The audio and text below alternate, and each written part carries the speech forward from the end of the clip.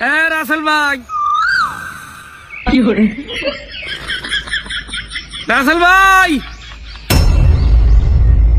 কি হয়েছে? রাসেল ভাই ঢুকে নাই, রাসেল ভাই ঢুকে না, আমি রাসেল ভাইজার, রাসেল ভাইজার। যাই হোক রাসেল ভাই, আপনি তো পুরো বাংলাদেশে ভাইরাল, এই বাংলাদেশে আইয়া আমার অনুভূতি কি? হে কথা আর কইস না বাড়া, হে কথা আর কইস না। জীবনে যদি বড় কোনো ভুল করিয়ে থাকি, এই ভুলটা হইছে বাংলাদেশে আইয়া।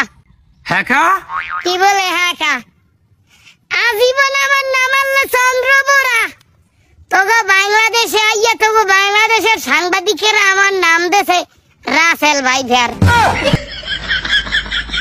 আমার চাইয়া বেশি বেশি বিষাক্ত সবাই বাংলাদেশে আছে।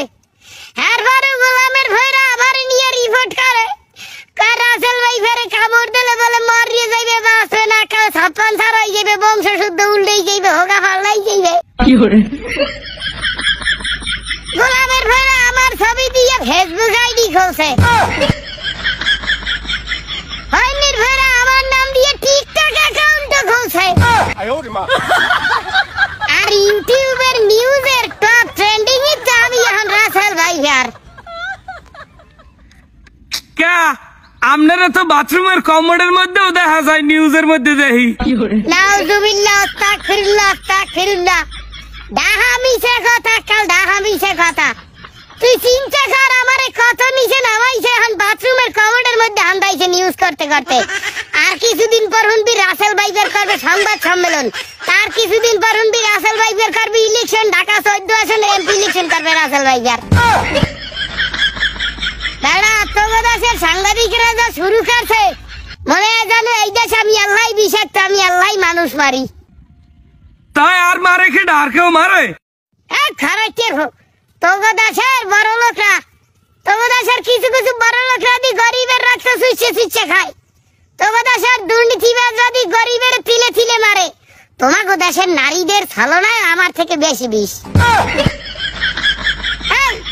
যেই দেশে চাচায় ভাতিজিকে ধর্ষণ করে, যেই দেশে সন্তান পিতাকে হত্যা করে, যেই দেশে ক্লাস 3 মাইয়া দর্শন হয়, এই দেশে আমারে যদি কোনো মাউদের ভাই বিষাক্ত খায়, তারে মুড়িয়ে বিচার মাথায় মুরার গু মাইকে তো বাবা সেই সাইড ভিডেন দেব।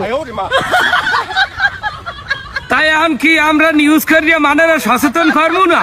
না না, তোমরা করতে থাও সচেতন, তোমরা নিউজ করতে করতে আমারে টপ অফ দ্য কান্ট্রিতে উড়াই দাও, তারপর দেখো আমারই নিয়ে একটা সিনেমা বানানো যায় কিনা।